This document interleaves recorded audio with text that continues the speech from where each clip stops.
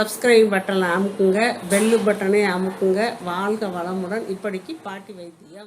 வணக்கம்ப்பா, உங்கள் பாட்டி பேசுகிறேன். இப்போ நான் உங்களுக்கு மணத்தக்காளி கீரையில் குழம்பு செஞ்சு காட்ட போகிறேன்ப்பா. மணத்தக்காளி கீரையை நல்லா அலசி ஆஞ்சு வெறும் இலையாக தான் இருக்கணும், குச்சியெல்லாம் இருக்கக்கூடாது. இலையாக எடுத்து அலசி வச்சுருக்கேன். 2-3 தடவை அலசி வச்சுருக்கிறேன். இது புளி எலுமிச்சம்பழம் அளவு எடுத்து கரைச்சி வச்சுருக்கேன். இது குழம்பு மிளகாய் பொடி ஒரு 4 ஸ்பூன் வச்சுருக்கேன்ப்பா. இது மாங்காயை சும்மா இவ்வளோ தண்டி எடுத்து நறுக்கி வச்சுருக்கேன் புளிப்புக்காக.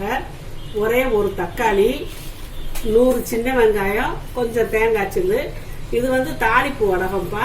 இதை போட்டு தாளித்து குழம்பு வச்சு காட்டுறேன். இது விளக்கெண்ணெய். நம்ம குழம்பெல்லாம் கூட்டி வச்ச பிறகு ஒரு 1/2 ஸ்பூன் ஊற்றுவேன்ப்பா. இந்த வெயில் காலத்துக்கு வயிற்றுல புண்ணு வராமல் இருக்கிறதுக்கு இந்த மணத்தக்காளி குழம்புல விளக்கெண்ணெய் ஊற்றி வைக்கும் போது வயிறு புண்ணாகாது, செய்யாது, நம்மளுக்கு ரொம்ப நல்லது. விளக்கெண்ணெய் குளிர்ச்சி, இது குளிர்ச்சி. அதுக்காக நான் இந்த குழம்பு வச்சு உங்களுக்கு காட்டுறேன். இப்போ 1 ஸ்பூன் அளவுக்கு எண்ணெய் ஊற்றிக்கிறேன்ப்பா, நல்லெண்ணெய்ப்பா. ஊற்றலாம்.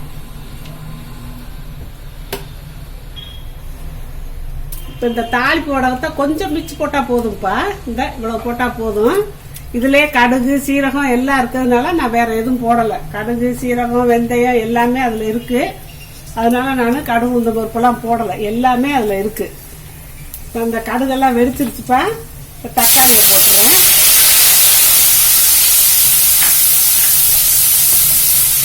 நமக்கு தேவையான உப்பை இதுலேயே போட்டு நம்ம கிண்டிட்டோம்னா தக்காளி நல்லா மசிஞ்சிடும்.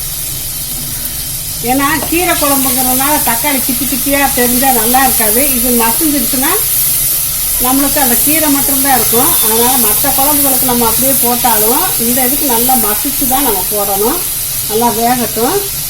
இது ஒரு நிமிஷம் கூட மூடி வைக்கலாம்ப்பா. இப்போ 1 நிமிஷம் ஆயிடுச்சுப்பா. நல்லா கிண்டி விட்டுக்கலாம். குழஞ்சிருச்சு பார்த்தீங்களா. இப்போ இந்த புளி தண்ணியை ஊற்றிடலாம்ப்பா.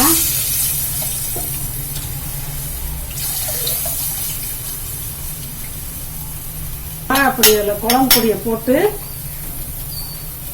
கரைச்சி ஊற்றிக்கலாம். ஏன்னா கரைக்கலைன்னா அப்படியே மேர்ந்துக்கிட்டு நிற்கும் பொடி. அதனால கரைச்சே ஊற்றிடலாம் நம்ம.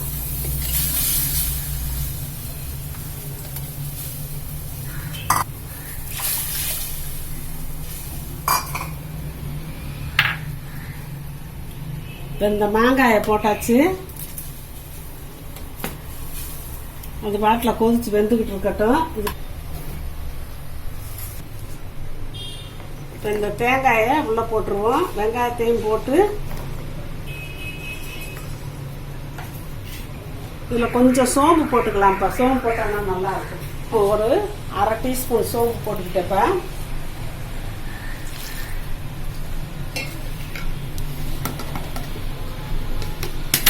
அரைச்சு காட்டுறேன். இப்போ அரைச்சாச்சுப்பா, இருக்கட்டும். கீரை குழம்பு கொதிக்கவும் கீரையை போட்டு அது பாதி வேகம் இந்த இதை போட போகிறேன். குழம்பு கொதி வரப்போது, கொதிக்கவும் நம்ம கீரை அள்ளி வைக்கலாம்ப்பா. இப்போ குழம்பு கொதி வந்துருச்சுப்பா. இந்த கீரை அள்ளி வைக்கலாம்.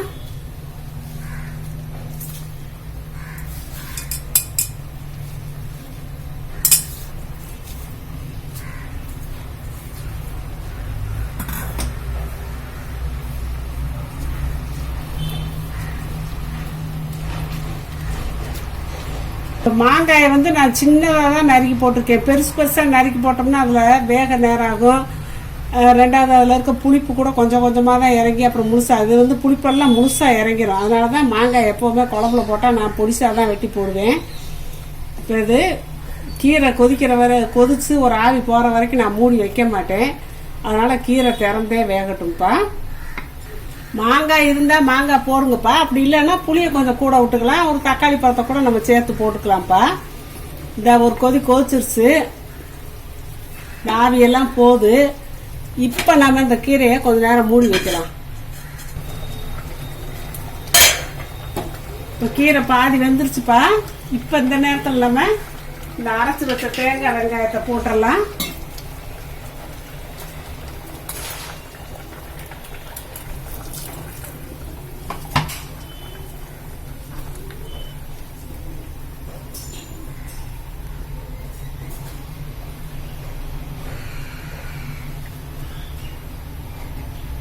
ஏன்னா மணத்தக்காளி கீரை வந்து கொஞ்சம் கசப்பு சபை உடையதுப்பா.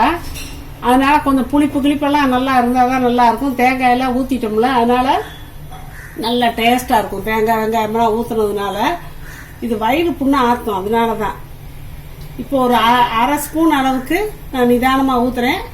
நீங்கள் வேணால் ஸ்பூனில் பார்த்து ஊற்றிக்கோங்க. இப்படி இந்த அளவில் விளக்கெண்ணெய் ஊற்றிடணும்ப்பா. விளக்கெண்ணெய் ஊற்றி ஒரு கொதிக்கவும் நம்ம இறக்கிடலாம். மூடி கூட வைப்போம். நல்லா ஒரு கொதிக்கட்டும். இப்போ நல்லா கொதி வந்துருச்சுப்பா. கீரை வெந்திருக்கும், அவ்வளோதான். கீரையெல்லாம் கொஞ்சம் நேரம் தான் வேகும், ரொம்ப நேரம் வேக விடக்கூடாது. வெந்தால் அது வந்து ஒரு மாதிரி அதோட சத்தை இழந்துரும். இப்போ வந்து நான் இந்த தாளிப்பு வடகமெல்லாம் போட்டு வச்சிருக்கேன்லப்பா குழம்பு, வாசங்க நிற்க முடியலப்பா. அவ்வளோ ஒரு வாசமாக இருக்குது. வாசமான மணத்தக்காளி கீரை குழம்பு ரெடி ஆயிடுச்சு. இப்போ நான் இறக்கிடுறேன். இப்போ மண் சட்டியில் இறக்கி வச்ச பிறகு கூட எவ்வளோ நேரம் கொதிக்குது பாருங்க. சட்டியிலப்பா குழம்பு கொதிக்க வச்சா கூட, குழம்பு நம்ம செய்கிறோம் காய் செய்கிறோம்னா கூட அந்த இறக்கி வச்சு இன்னும் இவ்வளோ நேரம் கொதிக்குது பாருங்க.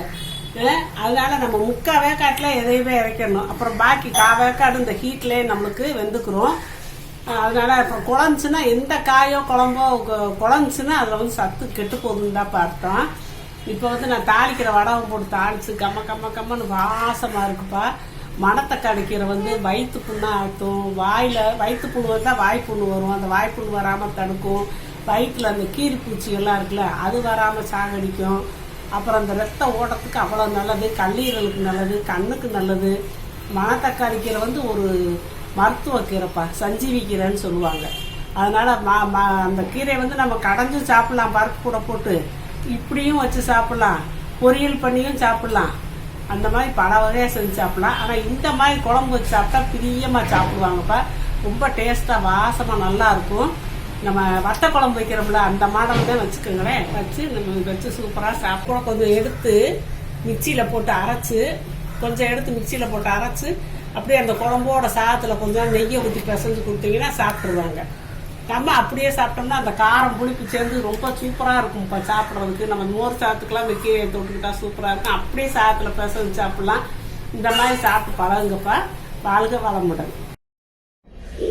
இப்போ நிறைய பேர்ப்பா அவங்க கொஸ்டினுக்கு ஆன்சர் சொல்கிறதுலன்னு கேட்குறாங்க. சொல்லிக்கிட்டு தான் இருக்கேன். நான் அதுக்குன்னு சொல்லி பார்வையாளர்கள் கேள்வி பதில் நான் போட்டிருக்கேன். அதை பார்த்துக்கோங்கப்பா. அதை பார்த்தீங்கன்னா உங்களுக்கு தெரியும். நான் வரிசையாக கேள்வி பதில் போட்டுக்கிட்டே இருக்கேன். அதில் போட்டு பார்த்தீங்கன்னா நீங்கள் கேட்ட கேள்விக்கெல்லாம் நான் பதில் சொல்லிடுறேன்ப்பா. அதை கட்டாயம் நீங்கள் பார்த்து தெரிஞ்சுக்கோங்க. சப்ஸ்கிரைப் பட்டனை அமுக்குங்க, பெல்லு பட்டனை அமுக்குங்க. வாழ்க வளமுடன். இப்படிக்கு பாட்டி வைத்தியம்.